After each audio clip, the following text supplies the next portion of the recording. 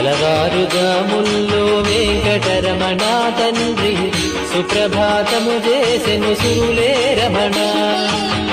పంచామృతములతో వెంకటరమణ తండ్రి నిత్యాభిషేకములే నిత్యము రమణ.